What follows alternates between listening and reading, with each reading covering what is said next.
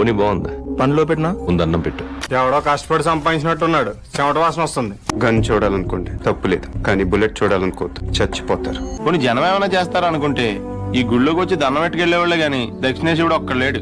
నువ్వు అడిగావు కాబట్టి చెప్పలేదు రావణ, నేను నమ్మాను కాబట్టి చెప్పాను. రోజులు గడిస్తే ఇలాంటివి మర్చిపోతా ఉంటారు. మర్చిపోవడానికి వాడేమైనా జ్ఞాపకమా నా జీవితం. అడిగిన దానికి సమాధానం చెప్తే తెలివితేటలు అంటారు, చెప్పకపోతే పొగరంటారు. మరి నన్ను ఏం చేయమంటారు? మూర్తి గారు అంటే ఎవరో తెలియకుండా నేను చెప్పి చేస్తాడారా?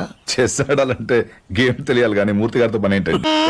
రాగానే మొదలెట్టావా? ఊరుకన్నా నువ్వు కూడా అలాగే మాట్లాడతావు. రాగానే పెళ్ళని తిట్టాను, నాకేమైనా మనసు లేదనుకున్నావా?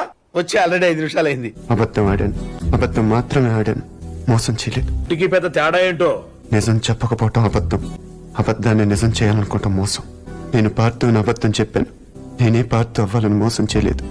మన్ని చంపాలనుకునే వాడిని చంపటం యుద్ధం, మన్ని కావాలనుకునే వాళ్ళని చంపటం నేరం, మన్ని మోసం చేయాలనుకునే వాడిని